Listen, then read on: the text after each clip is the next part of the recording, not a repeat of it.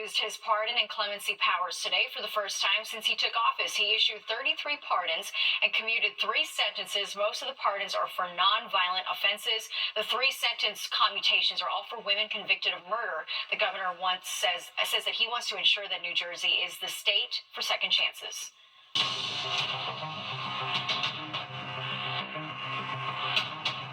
Rockland County officials fighting the MTA's congestion pricing plan, which is set to begin next month. They say the plan will impose a daily toll that comes to about $3,000 a year for weekday commuters, and that this will hurt people who rely on driving into Manhattan. We have no choice up here. Public transit options remain so limited and unreliable for a large part of our county. Our residents have no alternative but to drive. County officials are pursuing legal action and lobbying for legislative changes to stop the plan. Thousands of people in Connecticut will soon have all or some of their medical debt erased. Nearly 23,000 people will be informed by mail starting next Monday that they are eligible. The state is working with the national nonprofit charity Undo Medical Debt to eventually wipe out $1 billion in debt for an estimated 250,000 people. New Jersey held 2 rounds of cancellations this year with the nonprofit totaling $220 million. A fast-moving fire tears through the holiday market in Herald Square. And the big question now is, will the affected stall holders be able to set up shop again to salvage what's left of holiday shopping? We sent Fox 5's Kendall Green to find out. Unfortunate situation that happened. That's all I know. This is one of several vendors picking up the pieces after violent flames ripped through part of Herald Square's holiday market overnight Monday around 4 a.m., tearing through at least 4 small business booths set up along Broadway between 35th and 36th Streets. Video shows those flames doing their damage to about a year's worth of hard work for Slavis Duspiva. I was crying. His booth was full of handcrafted ornaments, reduced to ashes and debris. He tells Fox 5 his family shelled out more than $10,000 in rent, having faith selling their merchandise would pay off, all for just over a week of business. Other people are dependent on us. It's terrible. FDNY deployed 12 units, 60 fire and EMS crews in response to the fire. Among them, 1 firefighter sustained serious but non-life-threatening injuries. As for everyone else, Honest, I'm just glad no one got hurt. Everything else is recoverable. Urban Space, the company overseeing the market, shared a statement about the fire saying in part, quote, "This is a devastating moment for our market family, especially during what should be a joyful holiday season. We are actively working with local officials to determine the cause of the fire and ensure the site is secure and safe for the rest of the vendors." Meanwhile, across 35th Street, Some Kobe stuff and Jordan stuff. the word gratitude shaping a whole new meaning for vendors whose shops are still up and running. I'm also really grateful that, that didn't happen to us, but I'm also feel sorry for, whoever got affected by it, Now, as you can see, the recovery efforts continue for many of these vendors who lost everything in this fire, but their recovery efforts aren't alone. Somebody has set up a GoFundMe account for these vendors. If you would like to help, you can visit our website, fox5ny.com. Here in Herald Square, Kendall Green, Fox 5 News. That's so sad. Yeah, you hate to see that. It's running out of time quick, too. Well, a courageous subway conductor opening up. That's right. And talking about helping stranded passengers during last week's power failure underground. Well, now to the threat of a looming Amazon strike. The union representing workers at 2 warehouses in the city has authorized it. All right, Fox 5, Duarte Geraldino has the latest as fears grow over how it could impact the busy holiday shipping and delivery season. Thousands of New Yorkers who work at Amazon's Staten Island and Queens facilities just voted to authorize a strike. This could really mess with Amazon's holiday deliveries, especially with over 1 billion packages expected to ship this season. We want to be able to pay our bills and take care of our families. We want safety. Sultana Hussein is an officer with the Amazon Labor Union on Staten Island. They were the first Amazon workers in the U.S. to win a union election and join the Teamsters. But they say Amazon is refusing to negotiate a contract. The main demand is we want Amazon to come to the table and bargain with us. In a written statement, Amazon tells Fox 5, for more than a year now, the Teamsters have continued to intentionally mislead the public, claiming they represent thousands of Amazon employees and drivers. They don't, and this is another attempt to push a false narrative.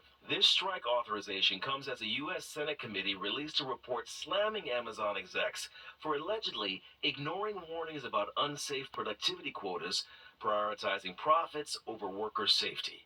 The Teamsters are organizing workers at 10 Amazon facilities across the U.S. The report also claims Amazon warehouses had 31% more injuries than the average warehouse in 2023. I was a learning trainer at JFK 8. I don't think a week went by where I didn't see a worker having to leave the warehouse in an ambulance. Zarakato has been helping organizing fundraising for the Amazon Labor Union. You don't work at Amazon. Why are you invested in this fight? I think that Amazon is a danger to workers, is a danger to climate, is a danger in terms of surveillance. We spoke with several people who work at Amazon in Queens, and they say they don't want to go on camera until they are actively striking. But they did stress their movement is spreading. Amazon workers near Chicago and Atlanta have also voted to authorize the strike. In Maspeth, Queens, Duarte Geraldino, Fox 5 News. New open gangway subway cars coming to the G line. Today, the MTA board approved the order of more than 400 subway cars, 80 of which are that open gangway style. The agency also says a few of those cars will start running on the G line early next year. They're already running on the A and C lines. The head of the MTA says this purchase is more than just about looks, though, because older cars are 6 times more likely to break down. An MTA conductor is being called a hero for her response during last week's electrical explosion that caused subway riders to be stuck underground for hours. MTA officials say Teresa Footman is a first-class professional who went above and beyond. She's being credited with keeping passengers calm. Footman says she made announcements on the intercom and walked through the train to check on people. She was also shocked and grateful to see kind messages about her online and in the news. You're doing your job, right? You're definitely doing your job to service the public. So when you see that interaction, and then the next day, so this happened Wednesday, right? The next day when I get to work, the superintendents are calling me. They want to take pictures. They want to ask questions. They want to thank me, number one, for what happened on Wednesday. So it's all like amazing. Yeah, I'm sure those passengers were grateful for her. That electrical explosion cut off power to subway lines in Brooklyn for hours last Wednesday. MTA Chairman Janna Lieber says investments need to be made to prevent infrastructure issues like that from happening again. Well, Upper West Siders venting their frustrations directly to Mayor Adams. And frankly, I've lived in this neighborhood 45 years. I've never experienced it this badly, and I've been here for a really long time. All right, what he has to say about their concerns, crime is on the rise. Plus, President-elect Donald Trump holding his first post-election news conference and going on the record about everything from the war in Gaza and Ukraine to his cabinet pick RFK Jr.'s vaccine views.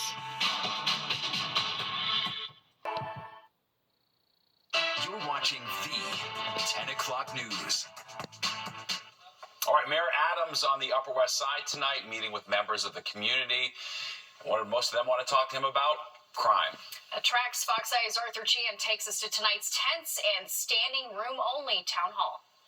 I was sucker punched just a few months ago. A homeless man threw a garbage can at my kid. From stabbings to sucker punches, also known as a coward's punch, to other violent assaults, the Upper West Side, once an example of one of the most charming and safe neighborhoods in the city, suddenly has residents living in fear here.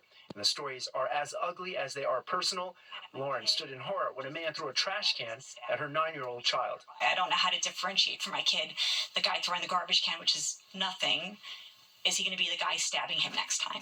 NYPD stats confirm an uptick in crimes in areas including the 20th precinct, as commanding officer at the town hall acknowledging she's got a problem. I have had random acts of violence against people just randomly walking down the streets. The path to fixing it, however, is murky. Some, including the mayor, blame judges and lawmakers in Albany for a criminal justice system that routinely releases dangerous repeat criminals back out onto the streets. 38 people who we arrest for assaulting transit workers were arrested over 1,100 times. Mental health, while not the cause of many of the crimes we've seen, is also blamed, including the city's seemingly inability to take people who represent a danger to others off the streets. At this location, you can see loitering, stalking, trespassing, open drug use, and child safety and mental health issues. Finally, residents complained about the increasing number of treatment clinics, homeless and migrant shelters in the area, As city officials answered, they were criticized. You're really not answering the question, and you're bringing problems instead of solving them.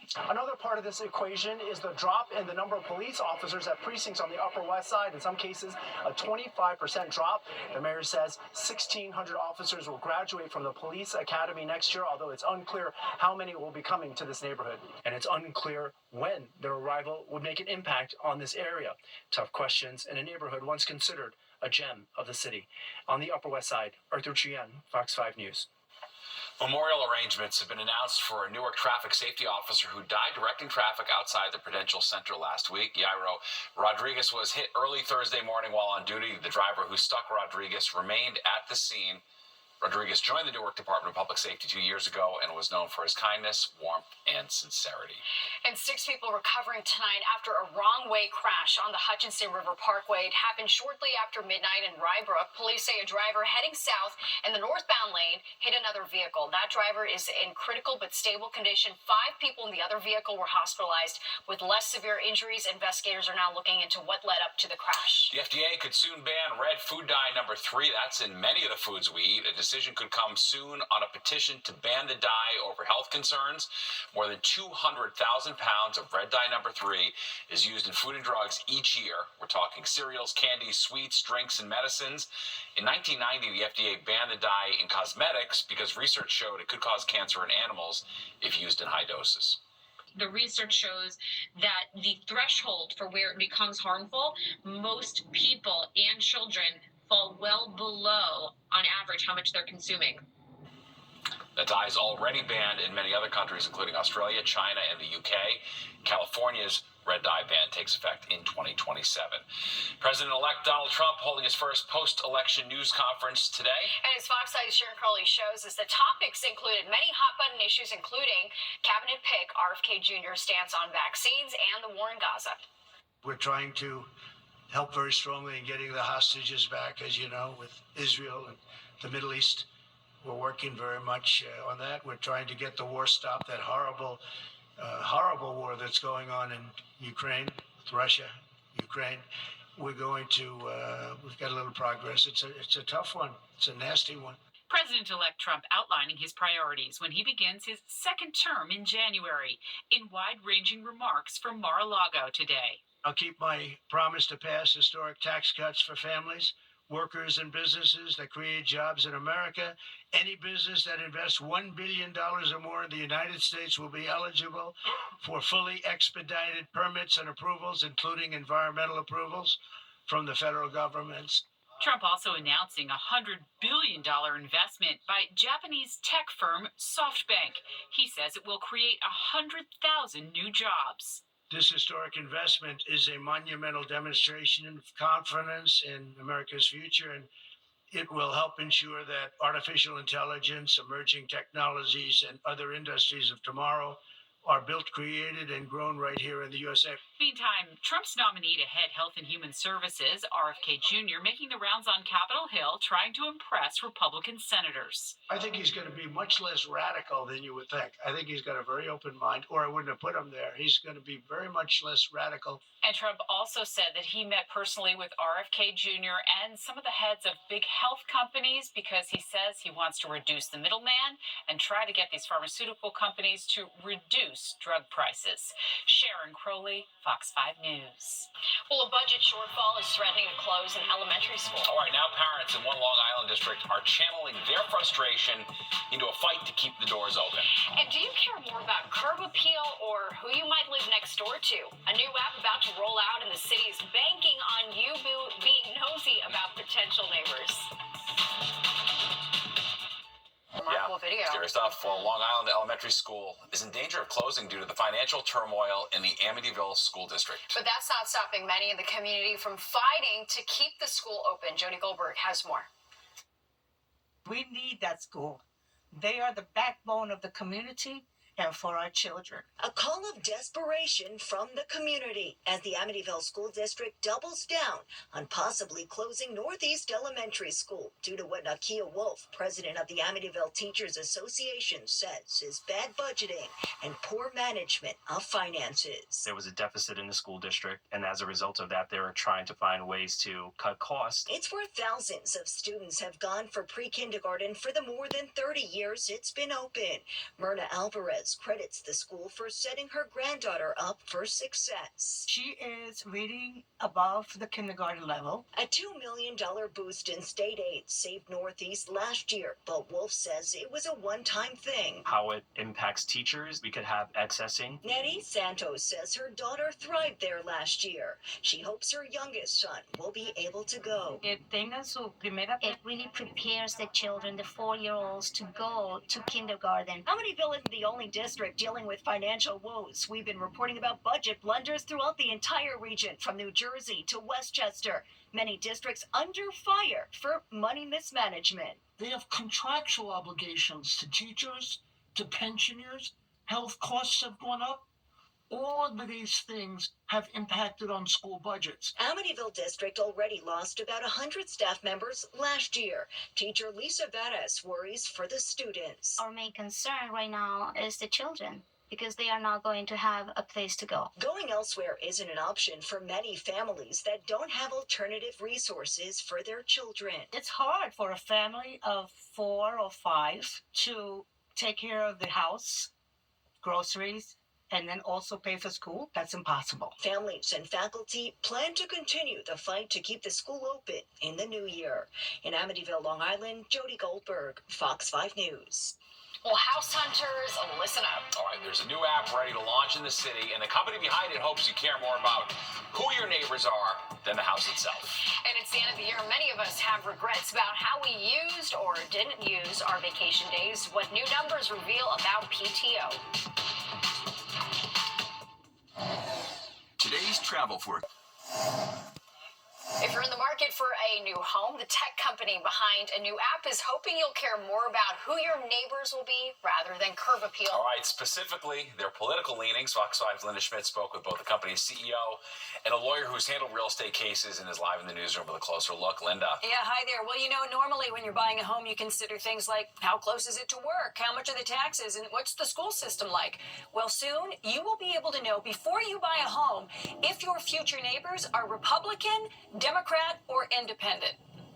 It's incredibly detailed. You can see down here the individual blocks. Neighborhood streets in the blue shaded area where people selling their homes voted Democrat. The red shaded area, Republican. A real estate platform called Oisy will soon be providing homebuyers with the political affiliations of their potential neighbors before they decide to buy a home.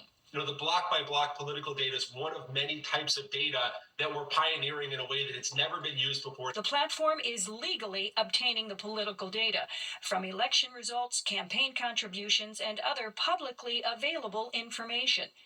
Realtors are paying Oisy for the service, and then homebuyers will be able to use the platform for free after they sign a contract with a broker. Imagine that you're looking for a home and you have this level of granularity as you're looking through these neighborhoods. We're extremely confident in the accuracy. This is just another way of dividing us as a country, dividing us as a neighborhood. Attorney Randy Zellen has handled real estate cases. To me, it's also going to be rife and really so easily abused, where now you'll be able to target people who you don't agree with politically. By the way, Oisy says it is launching this new political feature here in the city and in South Florida at the end of the month. Steve and Natasha, back upstairs There really is an app for everything at Yeah, this point. I don't know. It's got appeal, I think. All right, thanks, Linda. All right, let's get going to check the forecast now with Nick. And another round of rain, or where are we at in this rain game? Yeah, we're in the second round of the day, and this one will be ending during the overnight period. But, before we had the rain, late last night, early this morning, we did have some snow up north in Putnam County there, Nelsonville, 4.5 inches, about 4 inches in Port Jervis, down to Montgomery there in Orange County, 3.7. Shrub Oak, Westchester, 3.5, about 3 in Somers, and then Peekskill, 2.5. Connecticut got in on the snow a little bit too. New Fairfield at 4. 3 Bethel, Danbury just shy of that. 2 at Ridgefield, just about half an inch in Monroe, and just a trace down there at Stanford along the coast. All right, new high now, 50 degrees, as our low is at 38. Temperatures going to keep rising as the night goes along. 63 and 7 in the records department. Tomorrow's record high, by the way, 62. We'll stop shy of that, but not too, maybe 5 degrees shy. We'll see how that ends up tomorrow afternoon. Clouds now up now another degree, 51. We advertised the temperatures would be rising overnight. That is going to be the case. Humidity high, 89%. Pressure has fallen off now a little bit, but still pretty strong, 30.21. Still that southeasterly wind. All right, so right now, again, these numbers are going to end up being a lot of the highs for the day. Low 50s, Hamptons, Bridgeport, to Newark, 48 there, Belmar. But notice this little cold wedge still, North Jersey, up into the Hudson Valley, only mid-30s there. Small temperature jump up north, but boy, we're up to 10 to 15 to 70 degrees warmer in the immediate New York City area from this time last night. Thanks to the south wind, that's averaging about 10 miles per hour. Maybe a touch breezy at times overnight.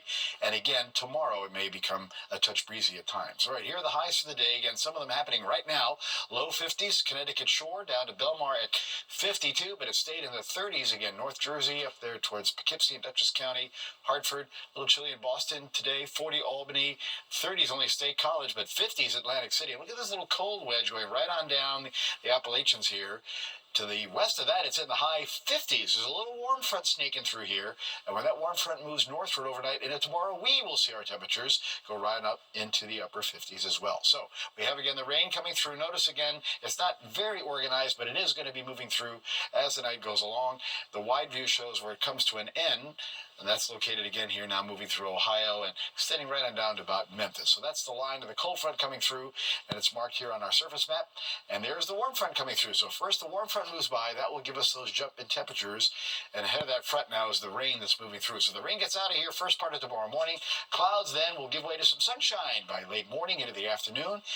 We'll hit that high early in the afternoon, and then probably temperatures start to fall off later on in the day. Starting with sunshine Wednesday, then the clouds move back in. Here's the next system coming in. That's going to bring rain to the area Wednesday afternoon, Wednesday night, and later in the week in the back side of that system will come the coldest day of the season so far. All right, temperatures keep rising tonight, 52 in the city for the low, and 40s to mid-50s as you go from north to south across the area for the suburbs. Clouds then, sun tomorrow, touch breezy at times, but a mild today, 58. Sun to clouds Wednesday, the rain in the afternoon, and at night, 49. A little colder, but windy on Thursday at 46. A couple of rain or snow showers Friday at 40, and then, the bottom drops out there. Winter officially at 4:20 Saturday morning, and it'll feel like it, 34. And then look at Sunday and Monday, struggling to get to 30, overnight lows in the teens. Wow. Well, all right. That, right? That is pretty cold. Yep. All right, Nick, thank you. Nearly 70% of Americans say they need a vacation so badly that they're willing to buy additional paid time off from their jobs. And on average, they say they would pay as much as $180 for an extra day off. 2,000 people surveyed also say they need a real vacation every 4 months, but only 18% of workers with access to time off actually use their full allotment of days. I am not one of those people. I get every second coming to me. That's and right. I love it. All right, well, forget the traditional yellow school bus taking kids to and from school. Yeah, some parents are actually turning to rideshare companies.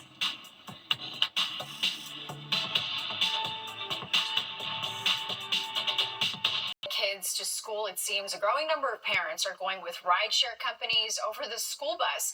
In some places, it's a necessity because of a shortage of school bus drivers, but for other families, it's a necessity because children attend out-of-neighborhood schools and they need to be at places at unusual times, especially for after-school activities and special events. We operate completely outside of any boundaries. Every zip code, every time frame, if there's a Saturday event, if there's a summer camp, we can have parents activate and be a resource to each other in any situation. Some rideshare companies work directly with school districts to line up rides for special needs students and others who need reliable transportation. Wave season's coming, according to the Points Guy. It starts in January and ends in March. Many experts say it's the best and cheapest time of the year to book a cruise. The Wall Street Journal says 2025 is expected to be the busiest the industry has ever seen. Demand's been booming and passengers have been buying tickets months in advance. And while some cruises will be offering discounts, others will be promoting more perks like cabin upgrades and drink packages. All right, well, there's more at 10 o'clock news straight ahead. But first, here's a look at what you can expect tomorrow on the roads and the rails. YouTube star Miss Rachel visited the pediatric unit at the hospital for special surgery this morning. High five! Yay! So nice to meet you. It's Miss. And the hospital for special surgery partnered with the Starlight Children's Foundation to bring the YouTube star to visit the kids and their families. The event featured musical performances, a read-along, and a meet and greet with Miss Rachel to bring joy to the kids and reduce stress during difficult times. Love to see that. Very nice. Yep. All right, final check of the weather. A little more rain, then we're almost done though, right? Yep, we'll have that rain out of here before you leave the house tomorrow morning, and temperatures will keep on rising. Already, again, low 50s will kind of hold right there tonight. 30s to lower 40s, those temperatures even rising again in the suburbs. We head in the upper 50s, most areas tomorrow, as clouds give way to sunshine as the day goes along. But the clouds will come back during Wednesday. The morning looks okay, but the rain also returns by mid-Wednesday afternoon into Wednesday night at 49. Then windy, colder Thursday at 46. But even colder Friday with some scattered rain or snow showers. Look out for the weekend. Really cold as winter arrives Saturday morning early. And by Sunday and Monday, we struggle to get to 30 degrees. Wow. All right, Nick, thank you. And don't go anywhere. Good night, New York is next.